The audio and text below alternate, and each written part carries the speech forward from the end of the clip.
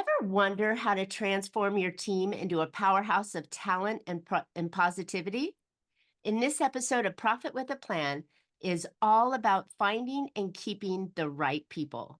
We're unpacking how to identify top candidates, secure your A players, and root out toxicity before it takes hold. So if you're serious about building a team that drives results, you're going to want to hear the simple game-changing techniques that Dr. Axa Yox and I are sharing to spot the best, protect the best, and create a culture where everyone thrives. So stay tuned. It's all coming up on the next Profit with a Plan.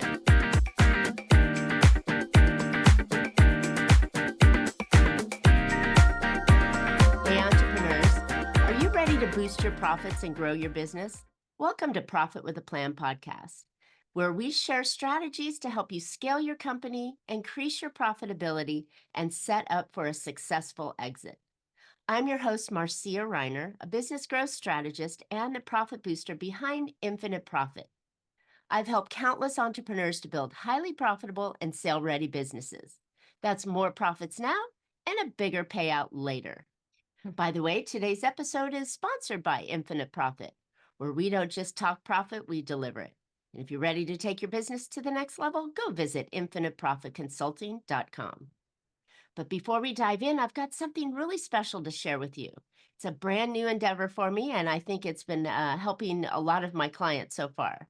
So if you've ever felt like that you're doing everything right, but just not getting the traction you deserve, well, here's a tip. Customer reviews can be your secret weapon to attract new clients and boost trust.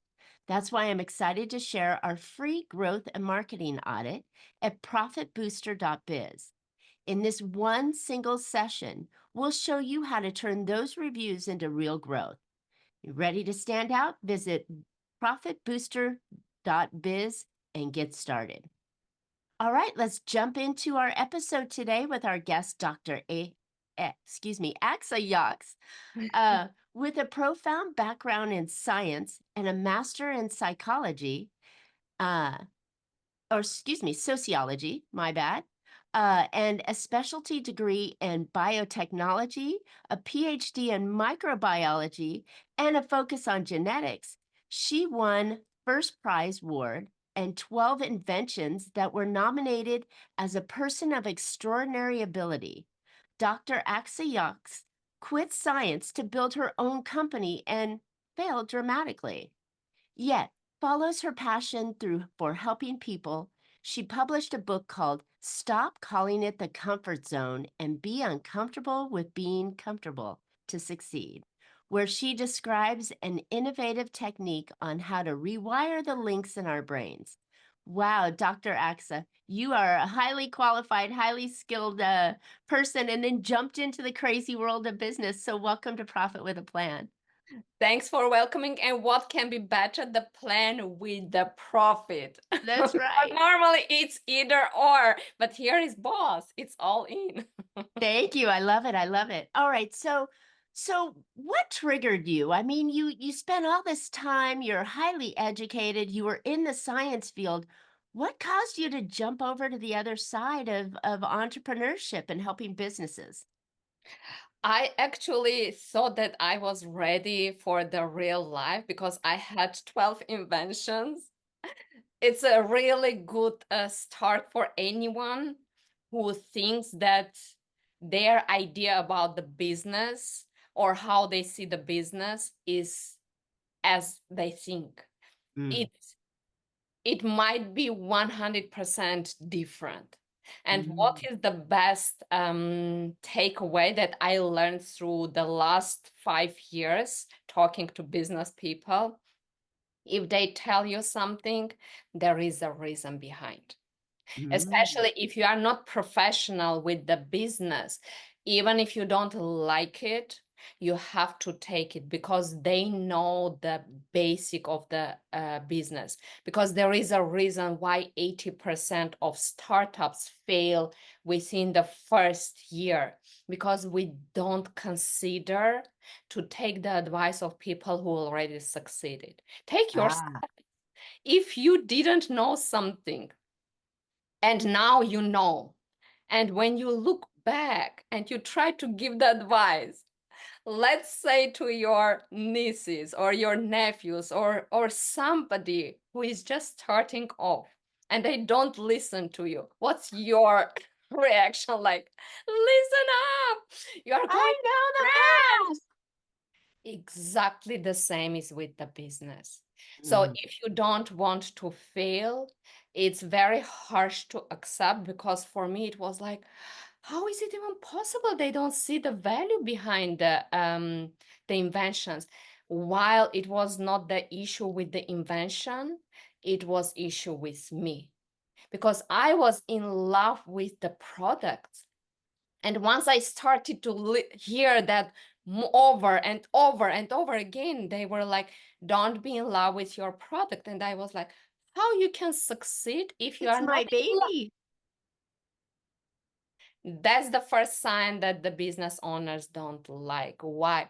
Because as you stated perfectly, take the feedback of your customer, and that's the recipe for your success. So if you are in love with your baby, with your business, with your product, you are not always willing to change it. Mm, And if the customer don't like your product and you don't want to change it, where are you? You are failing. That's exactly. it's just pieces of the puzzle where you get all of them and you start to assemble. You are at the end, you are like, oh my goodness, this is what the business people were telling me. And I Mhm. was so obsessed, and I saw the pictures from the different angle. It's like when you have the 6 and the 9 and you look at the from the different angles, you see the 6, you say it's 6, the business person sees 9 and they say it's 9. So you have to come to the compromise and see both angles and be willing to change. Why? What's your purpose when you start the business? Is it to start the business or is to succeed? So Mm, if the purpose is to start the business and to, because if you the purpose is to start the business, you are going to fail, because you are not ready for the downs, and the downs are going to be more than you expect, and everybody tells that. When I heard for the first time, I was like, what do you mean? Once you start to succeed, once you start to have the money in the house, you start to get being sued. And I was like, what? crazy. Yes, and one by one, everything you hear from the business people, it comes to be true. So make your life easier. If you see successful business person, listen to their advice. Ah, They know what they say. great advice. I love it. Not everybody follows that though. They think that they, the natural tendency of the entrepreneur is to think that, oh, I know how to do it better, right? But they may only know one little part of that and not all the other little parts, because, we do have a lot of moving parts in a business. So great advice. Great advice. So Yeah. so let me ask you a question. So that was your big shift from moving from science into business, was to learn and help these business owners, because your products, you were suffering in your products and delivering that. So Yes, and I had so many losses because I didn't know the steps. mm, If you have the option, if you can pay it forward, go for the consultation. love It's just, yeah, the best advice that I can give. love it. Okay, so you had another experience that has come out of this transaction for or this transition for you from science into business, that you suffered through, and you found some really incredible solutions on managing employees, the good employees, right? Yes, because it's already statistically is proof that if you have the A player, people who sit around the A player, their productivity raises for 30%. Mm. And once They you raise start, everybody else by yes, 30%. So they just because live. they're an A player then it They makes everybody else at least a B player or an A minus player. Yeah, it's kind of the trigger. So you are in the competition, and then you don't want to be that much left behind. And step by step, you just follow, and then you raise your productivity. So let me ask you about that. So that seems like a logical answer for somebody who is competitive, right? But what if you have candidates or employees that are not so competitive and then they get jealous and start to create problems because, oh, the new person came in doing really well. Oh, they're just a favorite of the boss. Oh, so they get that sabotaging kind of thing going on. That's the worst thing that can happen in any company, and we shall never look at the sabotaging. We have to see the perspective of the business owner as well. So if you are a A player, what are the chances that you will stay in the company? They are lower than if the B player or the C player will stay. So Mm, if you are an A player and you want to show up and you want everybody to like you, that's not being A player, because A player is the leader. And that's the difference between being a leader and being the boss. So if you come in the already established working environment and you want to kind of push your vision of the company, you are going to fail. Why? Because every single time when I would enter any working environment, I would never see that they have to adjust to my vision. Why? Because that's not my company. If mm, anyone would come to my company and push their vision of how I have to establish the future of the company, I will never like that.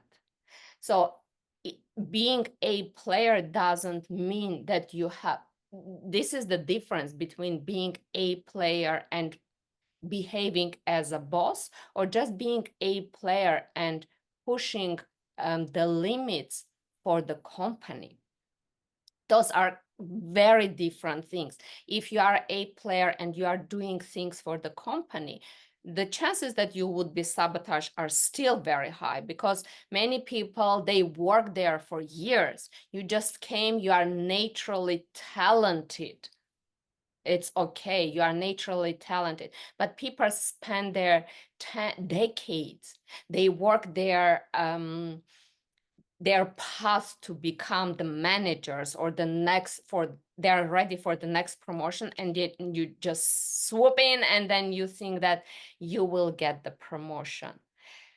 It's not that easy, and you have to face that. So there are steps that you have to adjust your attitude towards, and to learn a little bit more about the culture of the company that you are working in before you even consider to go or push yourself for the promotion. Because the yeah. chances that you would step in the position that you would quit within very short period of time, versus the other person who is more, they put more energy and they will stay there. I always consider, if I push my truth, and the chances are high if you are really correct in the situation to push your truth, but if you are pushing for what, for good, then do it. If to because of your ambitions, don't do it. This is the boss. Being a leader is when you show other people, oh, I found the easier way, that because that's how I do. Oh, I found the easier way. That's what confuses people, because they are used to completely different attitude. If you are naturally talented, then you have to keep everything to yourself to show up before the boss, the manager, and try to promote yourself. Instead, you are just helping everyone around. What's wrong with you? And you don't see that. You see the flip side. You are like, if everyone works constructive, the company will benefit, right? If Hmm. if everyone benefits and you don't have that bitter attitude towards me, if I show you as well and I don't brag, this is something, oh, I am the only person I know. If you try to protect, then you will fail more versus if you help people to lift with yourself. That's when they are telling, if you have the A player, 30% productivity raises. When you start Got it. to lift others, it's not like I know how to use the, let's say, even the simplest things, like how to copy paste or faster work with the computer, and you don't help, then that's not lifting your company or Got lifting it. people around. So you have to know the difference. Even if you are a player, are you a leader or you are manager, which is not very beneficial even for yourself, because you will create that toxic environment around yourself and you will not enjoy it. Are your podcast guest appearances leading to real business, or are you just hoping that listeners will take action? With the Profit Booster Podcast Monetization Hub, we turn your interviews into lead generating machines so that you capture, nurture, and convert listeners into paying clients. So stop leaving money on the table and get started today at profitboosterpod.com. Enjoy it. Love it. Love it. Well, thank you for explaining that down there. So, how does a business owner attract more A players to lift the team up? I believe that's the hardest question, and no one has the answer. Why? Because if you have the A player, the A players know their value and they obviously expect to be paid proportionally, which will show the other people not being that valuable. So the balance has to be not in the favor of the A player. But once you get the compensation in a different way, which fits how you expect to be compensated, then there is an option to play around, keep the A players, help the others to raise as well, to lift them and show, because sometimes it could happen that the A player comes in, because that's how it happened with me when I was changing some jobs within the last years when I was new in the country. I would show them the easiest way to do the simple things. And I was surprised that they didn't know that. So I Mm. already showed them, even if I don't continue, the company already benefited from having the A player. So don't, first of all, never be scared to take the A player, even if you know that they are temporary, because they will raise the productivity and they will help to lift the others as well, and then establish the higher, let's say, the bar, to lift the bar, and then you continue from there. It's already higher productivity. Got uh, it. you cannot keep the A player. Sometimes you can, sometimes you can't. You have to be fine with both, because the company still needs to work. The company still needs to benefit, whether the A player stays or no. So you just learn whatever the A player has to offer, and then see whether it works for both of you or no. Don't complicate neither way. So what you're saying is that the compensation is what attracts them, but to keep them, even though that they're only a short term, could possibly be a short term employee because they're still going to benefit the company, right? So the compensation is not always material compensation, Sure. because every single person has very different way of being compensated that meets their needs. You have to learn what's the need of the person. Of And course. then you have to find out the way whether you can compensate that or you cannot compensate. Sure. I would encourage any single person, because that's the problem of many businesses. Let's call it many businesses. They are scared of A players because they think that A player will disbalance the culture, because they will come, they will not stay for long enough, and they would leave. But even if the A player is not toxic, because that's very important, the A player can be toxic, or the A player can be really the perfect fit for the culture, then you will only benefit. Go for it. There are so many tiny things that you learn while you enter the company, and you start to see completely different picture, and you are like, okay, this can be done this way, this can be done this way, this can be done this way. So just take whatever comes and see what you can do, because if somebody gives you a gift, you don't throw the gift. You take the gift and you decide what you can do with the gift. Sometimes the gift could be, let's say, not very useful at that particular moment, but down the road you can come to the point to be, oh, let's wait. And we all have that. Like, we have the gifts from several years, like, and we come to the point and you are like, oh, I have that. So you go to the shelf and take it from the shelf and use it. Learn as much as you can, and then see where you can apply, because everything can be modified. Even the tiny things that the person or anything was developed for this thing, it doesn't mean that it can fit only here. You can modify, change, and apply in different way, and benefit like crazy. That's the Mm. beauty of being adjustable and coachable. It's not only people who join the company needs to be coachable. Business owners who want to benefit, if they are a little bit open to see the vision of the other person, they can benefit like So crazy. you think business owners are afraid to bring on their A players because they might be too good for them, or they don't have the compensation ability? Um, for each business owner, it could be different, Of course. but it could be everything. But mostly the A players, they are scared that they will not stay long enough, because in the very beginning, when you have the A player, you feel that it's a A player, but you need to spend the time and the money to train them to come to the point to do the proper job. Which honestly is quite an expense. That's why I'm thinking, you're saying that take them anyways, right? And glean what you can from this A player in your business.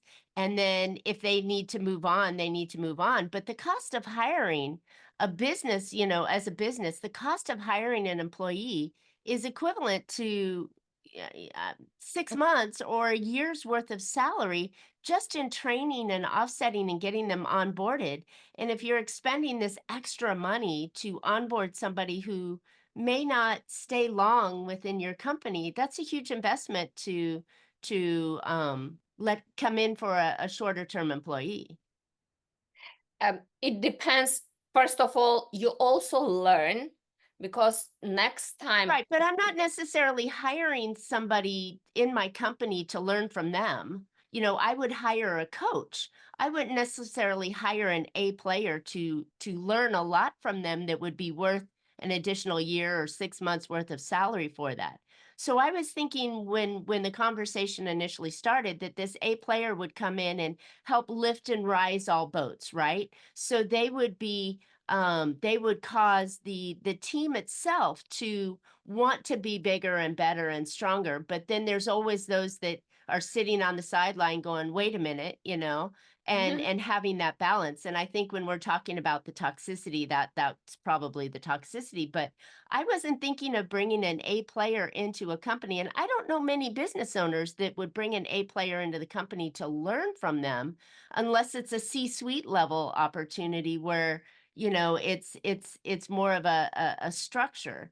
um is that your definition of an A player? Would be somebody that would be working along lines with team members, or would it be someone along the lines of a C-suite? I guess now I'm confused about your A player definition. It doesn't mean that you are preparing somebody for the C-suite. No, it's any type of the A player. And what I meant by learning from the A player, it's also how you can keep the A player. Because if you never hire the A player, how you can learn how to keep them? Because we are always scared of unknown, so um, we stop the possibility simply because we think that down the road they will quit. We assume that they might. So if you never hire the A player, what are the chances that you will learn how you can keep the A player? Because the A player might really like the culture and stay. The A player are not that scary.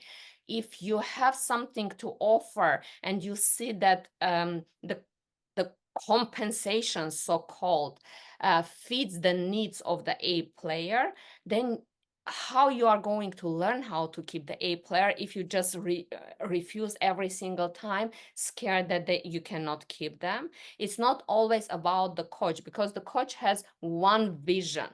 You can never learn different visions. And I don't encourage people to bring any single A player simply just only to give a nudge to the culture.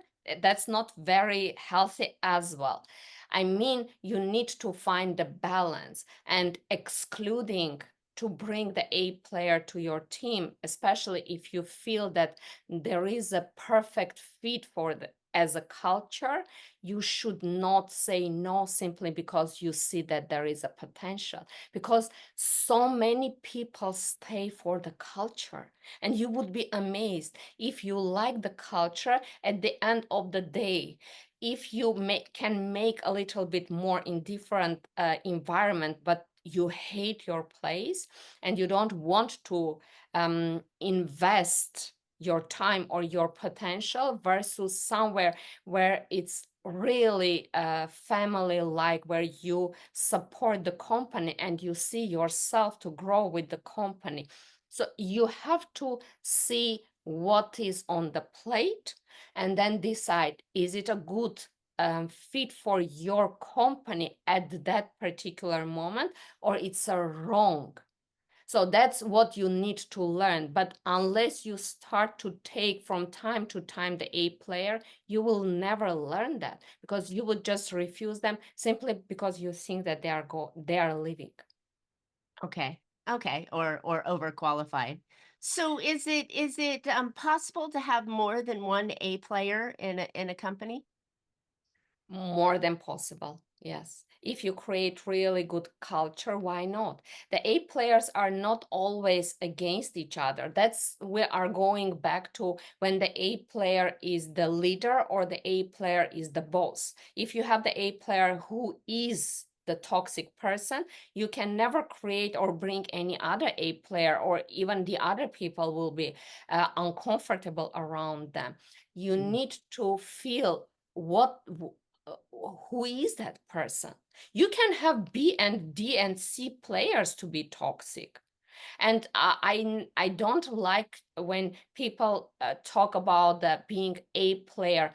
When I say the A player is, you can hire somebody because you need to understand what is the potential of the person. Sometimes you can see that the potential is more than your company can offer, then you let the person go because you know that it's not a good fit for the person.